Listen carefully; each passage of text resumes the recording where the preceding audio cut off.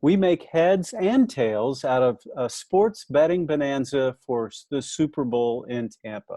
Hello and welcome to Double AI, the podcast on analytics and the business of sports. I'm Phil in Pasadena. Say hello to the double A's, to Ari in Chicago and Andrew in San Diego. Hey, guys. Hello, everyone. Well, we have Super Bowl Sunday, but we can't call it that. We have to say the game or the big game because of all the rights, and the advertisers can't do the same. But what we can do is talk about how sports betting has embraced this event this week and vice versa. This is a love affair.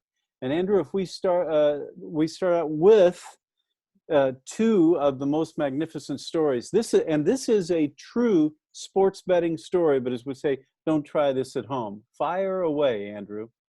Yeah, so this started right after Kansas City won the big game a year ago. A pro bettor in his 30s placed two $500 bets on Tom Brady playing with the Buccaneers. He got it at 50 to 1 and 40 to 1.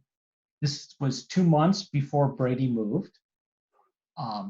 Later, that same bettor teamed up with another of his friends, also a sports bettor. Still, before Brady actually made the move to Tampa Bay, put down $8K on this information. They've already collected $288,000 on 35 to 1 odds. That's just up to having won the conference championship. He's already got nearly $300K in his pocket from something he did before Brady even decided to go to Tampa, right? Yes, absolutely. And he's still got another 11,000 riding on the Super Bowl itself. So you could be looking at an additional $400,000 in payout if Tampa Bay wins. So yeah, I mean, this is an amazing betting story before people even had confirmed that Brady was going to Tampa Bay. Well, that's just one way to get us all started today on Double AI. Ari, if we look at that and we say, that's unbelievable, and we've got another one to come, the biggest bet on the game, but if we look at just sheer numbers, take us through what's happening this week and leading up to kickoff on Sunday. Yeah, well, it's a huge amount of bets across America. Remember, we have, 310 million people, and 23.2 million Americans are planning to bet not 1 billion, not 2 billion, but $4.3 billion. It sounds a lot, but interestingly, it's expected decrease of about 37% from last year. With the pandemic, a lot of people are either unemployed or have less income. It's been reduced. So the casual bets, likely at the office, as you see, or with family gatherings that aren't happening in person as much, is probably contributing. And then also, this year's Super Bowl is expected to generate the largest single event legal handle in American sporting bets history because of this new legal sports betting in 20 states, which is something we've talked about the last many months of this podcast. Yeah, Ari, Andrew has done a really good job of helping us understand. He was at the crest of the wave saying this thing's about to get real big, and we saw it step by step.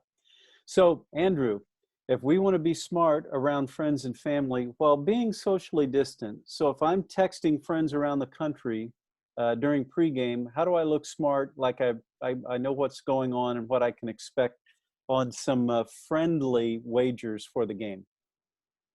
Yeah, absolutely. So I think the first thing is just expect fireworks on 1st and 10. The Chiefs average the league best 16 yards on first down. So expect it to continue. And, we are looking at the best offense in the Chiefs and the best quarterback against the blitz in Mahomes.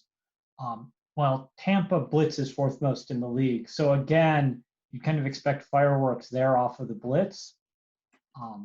And then the other thing is, even if Kansas City gets out in front, don't count Tampa Bay out. Brady is the all-time leader in playoff comebacks and game-winning drives with 14.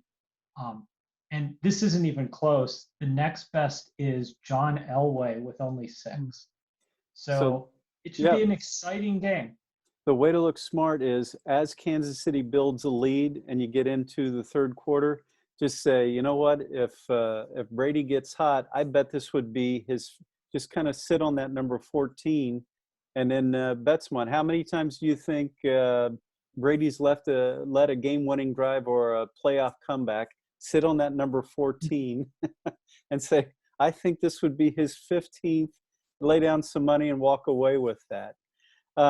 Now, we started with a great sports betting story, and then, Ari, we're going to finish this NFL part of this story with another amazing sports betting story this week.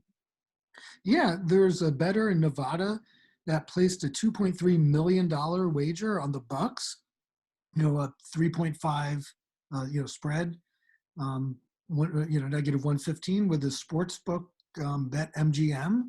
And if Tampa Bay covers the spread against the Chiefs, then the bettor is going to win a net of $2 million. That's a game changer for me. I don't know about you, but it was placed on that bet MGM application. And yeah, don't try this at home unless you have maybe $100 million around. It's amazing that someone did that on an app, Andrew. That's Yeah. what surprised me. I mean, they didn't even fly in to do it. But that also leads us to our next story. New Jersey has unseated Nevada as the king of sports betting, Andrew. Yeah, I mean, this is really where we started when we were talking about sports betting, is we just watched what was going on in New Jersey ever since they legalized sports betting in 2018, and this year, and especially the pandemic, it's really taken off. It now handles more sports betting dollars than Vegas. It's hard to believe we're even saying that, isn't it?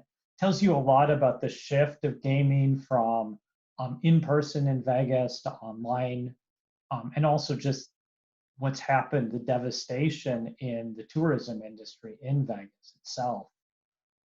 But New Jersey handled more money every single month in 2020 than Vegas did. So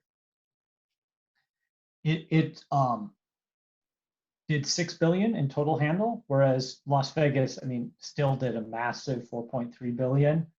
But it is the lowest total in Vegas since 2015. Again, highlighting how much business is down on the Strip. 90% of the Vegas sports bets were done online. We just talked about Vegas. Still 60% of the sports bets in Vegas this last year were also done online. Yeah, mobile sports betting is the buzz phrase of the rebound from the sports and entertainment, gambling, gaming, esports, fantasy sports rebound. Sign of the times there. Another sign of the times. Mets owner Steve Cohen, Ari, deleted his Twitter account. Were you surprised when you first read that? Well, I was a little surprised. I would say I was a big fan of his Twitter account. He was funny, he was engaging, he was edgy. Part of my mind said, maybe people might misinterpret it, or like I post something, I went for a walk today and everyone, says, my political opponent sucks, So it's like a very, aggravated world. So, but yeah, I really liked what he was doing with his Twitter account, but based on the nature of Twitter, and then that whole GameStop volatility, I understand we're getting safety and death threats to his family. So sometimes it's not something to joke around. Some people are real in their intent. So he had to take that down. And yeah. Well, that's the first part of this. The second is that he says, quote, in no way will what happened with GameStop and Twitter affect the resources and his drive to put a championship team on the field for the Mets. Now, keep in mind, Cohen is the wealthiest owner in baseball. He's worth more than $14.5 billion. That's more than 3 times the next wealthiest MLB owner, and that's Ted Lerner of the Nats. So if he owned the Nats and they went bankrupt and lost all their money, then he owned the Nats again and he lost all his money he'd still have more money than Lerner. That's a lot.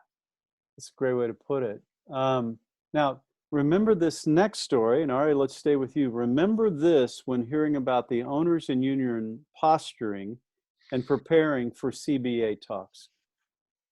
Yeah, CBA is going to be very interesting this year. There's been a lot of moving pieces, and there's a lot of that has to do with posturing, where you overstep your bounds and with the preparation to kind of move more towards the middle. But in terms of owners saying we're losing tons of money and the economy is like terrible for business, the new Dodgers minority owner, Alan Smolinski, told Yahoo Finance that pro sports ownership is, quote, an incredible investment. I'm very bullish long-term on the values, and I'd be surprised if anything, at least in the NBA, NFL, and MLB, were to trade at any discount, end quote. So, when you look at that, baseball is an incredible investment. It's not just how much revenue you make in 1 year, it's what the value of the organization is. And that could include the team. It could include television rights. It could include stadium rights, land rights, revenue sharing rights, merchandising. So it's a lot. Well said. And so keep that in mind. I know we will keep that in mind. We were talking about that before we started recording here on a Wednesday. And the same for this next story that Andrew found, and we've started sharing. I've already started sharing with some friends around the industry. Pretty remarkable, Andrew, about the owners. Yeah, so there's been a number of stories over the last month, and I think you could even include the GameStop to some extent in the story that the billionaires have made out really well during the pandemic compared to basically everyone else. And a study was just recently released in the last couple of days, and they took a look at the billionaire owners of sports teams, looked at 64 billionaires, owners of 68 professional sports teams, and calculated that they had seen their wealth increase 30% or almost $100 billion just during the pandemic times of the last 10 months.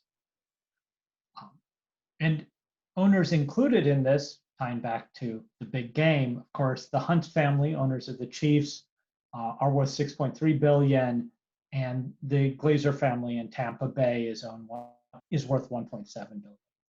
Wow. Worth remembering. All right, next story. Ari, Sony PlayStation. Yeah, if this is your first time watching, I don't have PlayStation as my background every week. I put it in anticipation of this story. I am a huge gamer, always have been, and Sony PlayStation is just one of many, Xbox, Oculus Quest, other gaming consoles. But it is huge business, and this business is booming. The sales are up for Sony's gaming division, 40% year over year, and that is now $8.4 billion, just Sony PlayStation. And putting that in perspective, 17.8 million PlayStation 5s by the end of the year, and then about 64 million in just a couple of years by 2024. And then this research firm, Omdia, expects Microsoft, their close competitor, to sell 12.1 million units of the next generation console this year. So, 12 million Xbox, and then 17.8 million Sony. That's a lot of games. A lot of money. Mm-hmm. And that leads us to our next story. Speaking of a lot of money, Andrew, LeBron James leading the way on the court and off it. Yeah, I don't know if it's really a surprise, right? This is the 7th straight year that he's the highest paid player in the NBA. His salary of $31.4 million seems like a lot until you realize he makes $64 million in endorsements. Although, honestly, that's not that uncommon for the top athletes that their endorsement deals are worth more than their salary. But this is a record for an NBA player. It's the richest ever in American team sports, and he's now earned over $1 billion for his career. Yeah, so it's just an amazing amount of money. And we're seeing it play out because uh, James is leaving Coke and is now going to partner with Pepsi, dropping Sprite for Mountain Dew. He also endorses AT&T, Beats, Nike, Walmart, Rimowa Luggage, GMC, and Blaze Pizza, for which he owns 18 franchises. Um, yeah, they're as much businessmen as they are athletes at this point. Yeah, I didn't know he was jumping ship from Coke to Pepsi. And I suspect, and I think I read that Blaze Pizza franchises will follow suit. Steph Curry, number 2 on that list. Kevin Durant, number 3. All right, let's switch to the women. Yeah, tennis star Naomi Osaka, she was the highest earning year ever for a female athlete, according to Forbes. That was $37.4 million, June 2019 through May 2020. I know other big ones, the Williams sisters and others, but Osaka has a bunch of brands in her portfolio. Nike, Louis Vuitton, Hyper Ice Recovery Technology, Body Armor Sports Drink, which is owned by Coke, and Bare Minerals Cosmetics.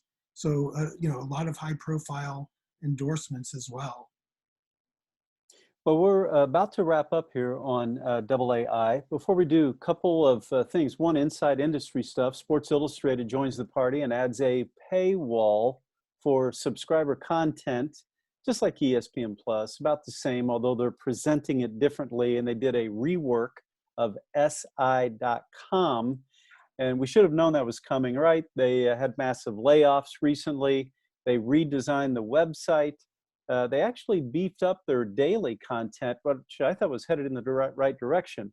Along with that, The Athletic unveiled sports betting coverage, very much like ESPN's chalk content or ESPN.com's chalk content and SI.com's gambling coverage.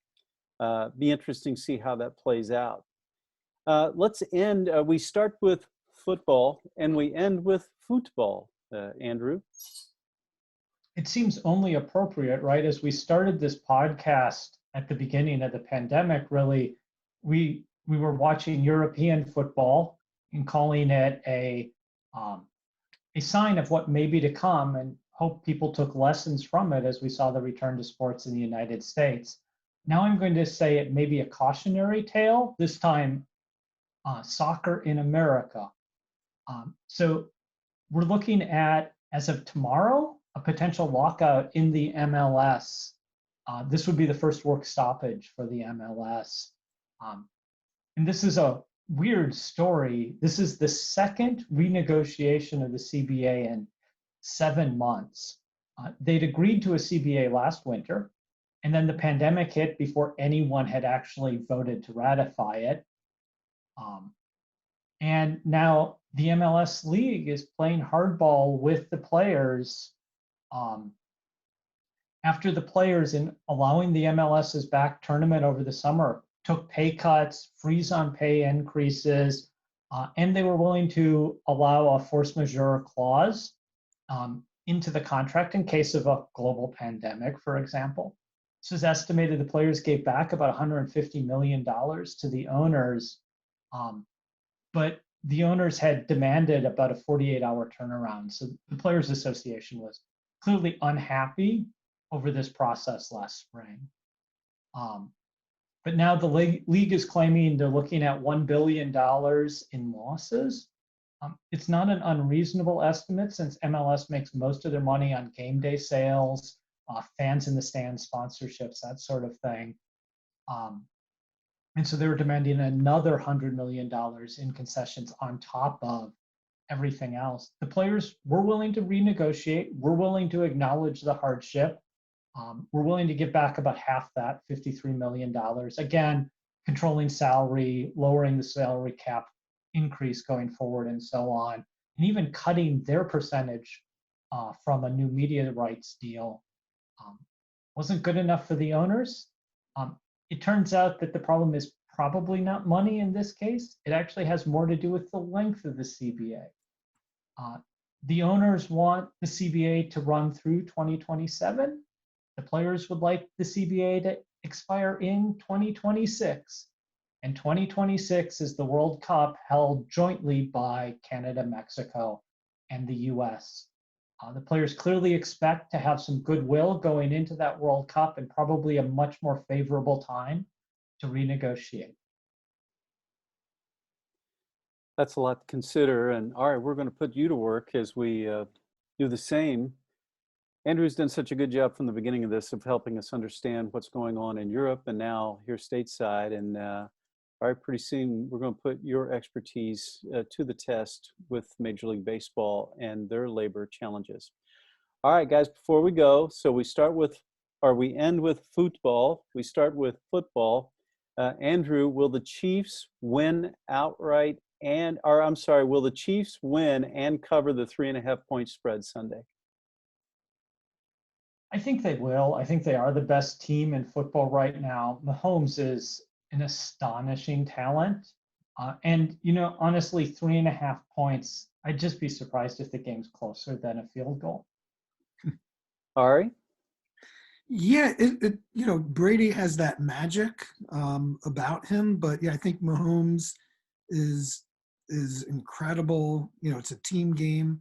Brady has some people that surrounded around him, but yeah, I think Mahomes, is my personal favorite, especially if Tom Brady thinks there are 3 downs and there are only 4. I'm alluding to a game earlier that he lost thinking it was only 3rd down, but yeah, the great thing is these are, maybe Aaron Rodgers and a few others, but can't think of 2 better named quarterbacks for excitement as well as for ratings. So it's going to be great. I can't wait.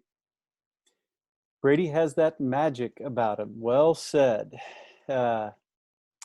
Andrew, Ari has that magic about him, and I've seen that since we've been working together. And we miss you, Andrew. Always a pleasure to hang out, have our time together. Never enough of this. So good luck with your chili or chicken fingers or guacamole or all of the above on Sunday. We hope you enjoy it with your friends and family. This is AAI, the podcast on analytics and sports. Next week, we'll take a look and tally up all the sports betting and see just exactly how the industry did on this coming weekend's big game. Thanks, Andrew. Thanks, Ari, for hanging out with us. And thank you. As we've seen our viewers and our listeners climb in numbers, we're very grateful for that. We'll see you next week here on AAI. Bye now.